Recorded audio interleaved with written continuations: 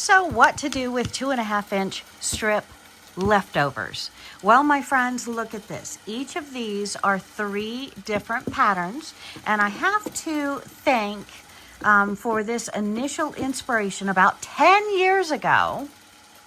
Don't hold me to this, but I think it was in Quilting Arts TV. This is reverse applique, so it would have been in one of her reverse applique or bits and pieces, maybe with Lisa Thorpe. Hit that comment button if you know, because I need to credit that properly. But this has been so much fun. I did it just a couple of years within that, watching that show, and now I've found it in a box. I've gotten it out, I've pinned it, and we're ready to quilt it on the domestic sewing machine. So I wanted you to join me with that. We're going to quilt it on the domestic sewing machine, and then we're going to bind it.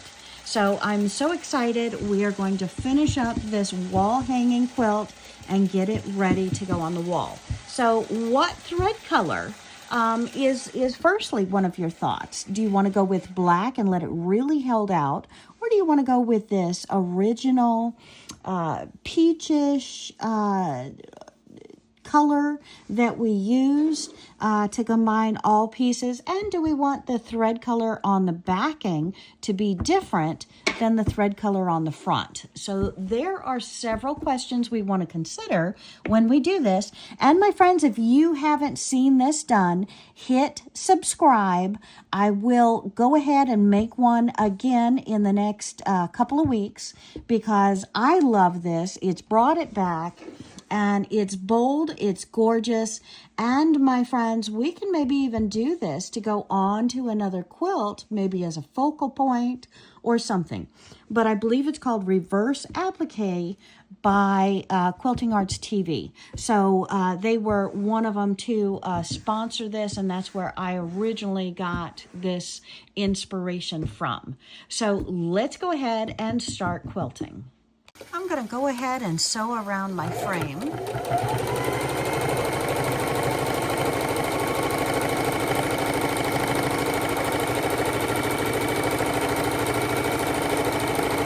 I'm using backing fabric that's 100% cotton, just like I'm using for my quilt, quilter's cotton.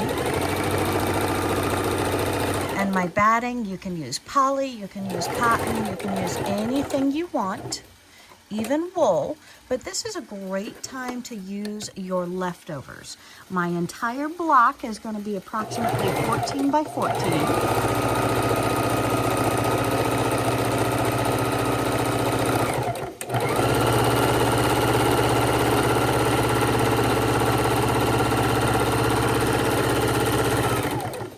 And what is holding this still is all of the pins that I have placed in my quilt.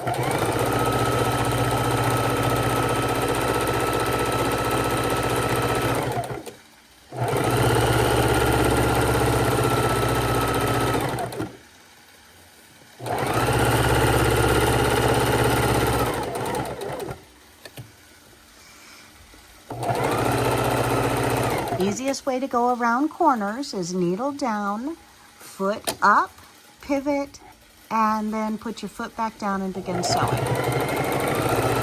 I'm just doing a simple straight stitch all the way around to help it foundation. And it looks like I need new bobbin thread. When we're looking at quilting a quilt like this, or any quilt on the domestic machine, we can simply go around each of the blocks, straight lines this way, straight lines this way, or we can do like a slight curve in on top of each of the blocks.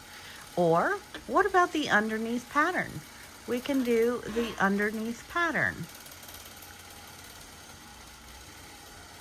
on each of the blocks. So there's lots of different ways we can do it and feel success with it. So how do you think you would quilt this block? I don't want to do linear lines just across the block because I've really got this different pattern here, but I also don't want to go over the exact same lines. I want to lock in some of the pieces that want to pull up, and I don't mind like the little scruffy pieces pulling up. It is a reverse edge quilt, so it is supposed to have those frays, but I want to lock it down and quilt it to where I have more than just the outline square. I need to have quilting every, say 2 inches at least within this beautiful quilt. So I think what I'll do is I'm comfortable with it being such a small piece locked onto the back already that I'm going to pull out my pins that have been holding it in place. And we're just going to have fun with it on the sewing machine. Make sure you have all of your pieces, your pins out, and then we'll continue. All right, so now we need to do the binding. So we're going to trim it right after the zigzag stitch here. And then we're going to look and see what color we want to use. And yes, my friends, we want double-sided bias tape. And you can make your own or use something else. I think I'm going to go with this one, but we do have some blue in it. I think I'm still leaning towards the pink. So let's use this fuchsia color around as our binding. And let's open our package. And this should be probably 2 yards, 3 yards of double-sided bias. So when we take a look at it, we see that it's folded under just like we would do. This looks like about a 2-inch strip. So if you're making your binding yourself, so you don't need the 2.5-inch strip, you can cut your strips 2 inches and then you can fold them under or in half. We're going to fold them like so, go around it. It's already pressed to wrap around the other side. So this is how we're going to put on our binding now. And let's go ahead and trim around this first. And I want to trim about a 1/16 out from the zigzag stitch. So I'm not cutting through the zigzag stitch, but I'm not leaving myself a bulk of fabric to contend with either. We're just going to cut this off of all 4 sides.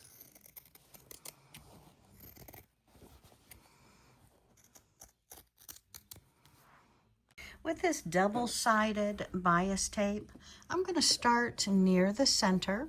I'm going to connect it to my piece of art. This is where you can use a couple of pins. You want to make sure that your crease in the fabric is right at the very edge of your quilt or your wall hanging. And this is a very small 14-inch by 14-inch piece. So instead of using pins, I'm just going to hold it. We're going to come in at about 1/8 on the end, and we're going to leave the last 1.5 inches without stitches that we can combine it. And we are going to sew until we're about 1/2 inch from the bottom.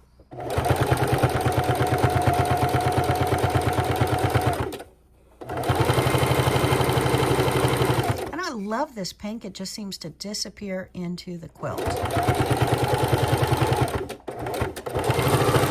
I'm going to lock my stitch. Probably should have changed to a darker pink, but it still matches, so I'm good with it. And we're going to pull this out of here, trim our threads.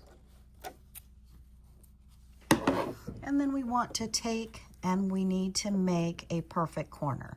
So we're going to bring it around, flip it over to where we have a nice corner on both sides. And when we look at it, it should come to a perfect V right on this side and on this side. So stretch it out, pull it over, and we have our V. And we have our V. It looks a little off. Okay, flat triangle and bring it back, and there's our perfect V. Now the trick is to hold that while you get this lined up to be exactly in the crease. And I'm going to go ahead and lock this down, then we'll come back and stitch it properly.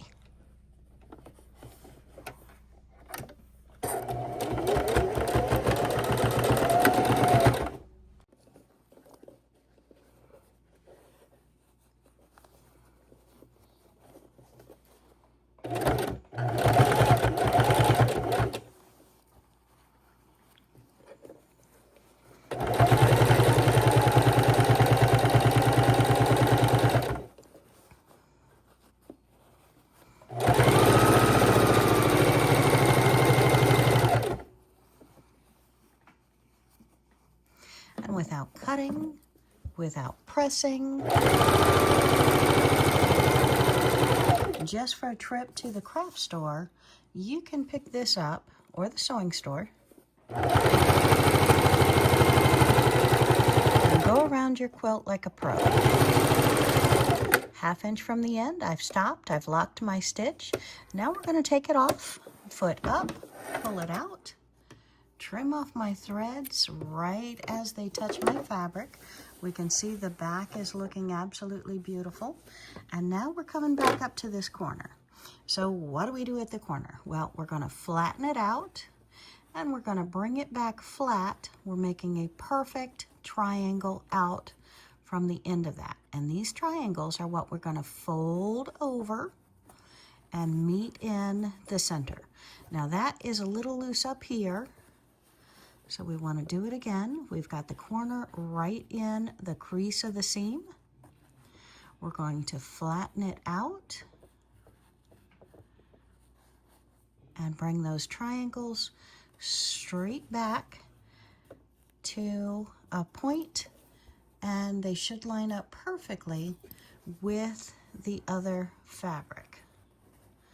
And I am just a 1/16 off. Let me see if I straighten this out, if that goes out itself. Nope, that looks perfect. Okay, so we're going to start down here. We'll have to come back and sew that if we don't do it now. So on this one, instead of going back like I did on the first one, let's just sew it right now. Oopsie. And again, this is where a pin comes in handy because we only have 2 hands. It's hard to do everything you need to do with only 2 hands, and I'm still at a point. I'm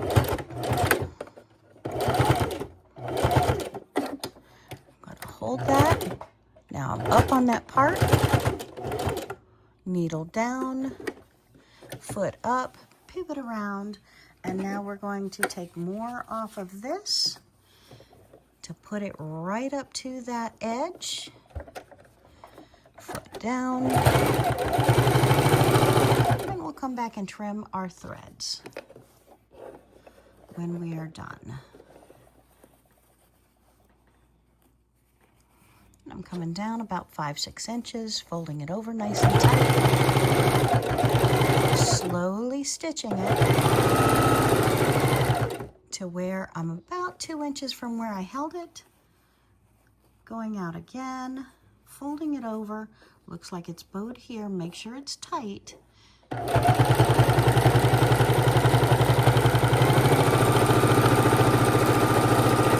Perfect binding every time, my friends.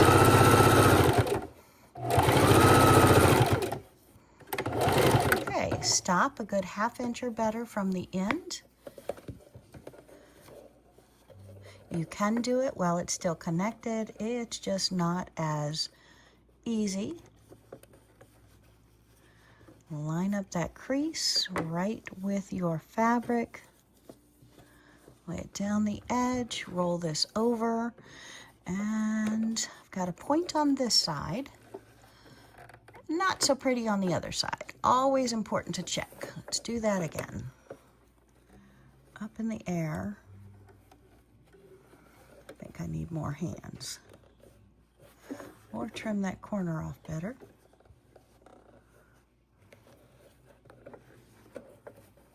Try it one more time before we take it off the sewing machine, and do it. Just to let you know, you can do it this way. It's just easier to go ahead and not think about it. Slice it, slice the threads, fold it out where you've got plenty of room, and then put it back under the needle. Okay, this one up front, a little fixing, and that's okay. And the back is still not pretty, so we're going to cut it off. You want to see it closer up anyway, don't you? All right, so we have our fabric. Loosen that up, open this up, put it right against the top, make those perfect triangles out from you, folded the wrong direction, and then we're going to simply fold those triangles back towards the fabric to have our perfect, look at that, both sides, our perfect triangles. Now to hold it, not let anything happen to it, like running it over that, before you get it back under your sewing machine. All right, let's take another look, see if I messed it up a little bit, fix that.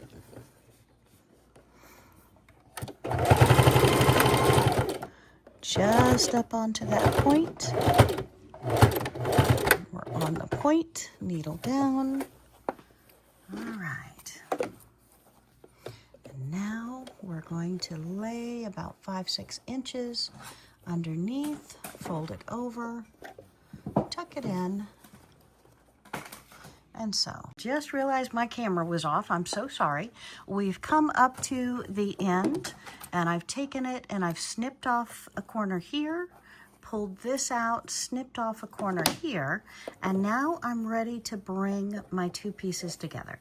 Now I want to come down a couple of inches before I really snug this in, but we can lay it all out and see that I have cut it off. I have an extra inch on both ends.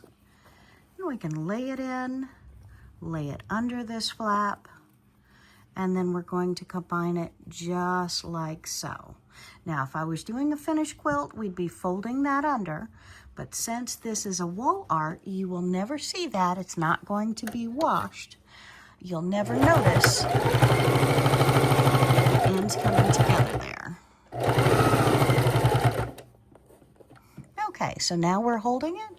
We make sure that it's very nice and tight.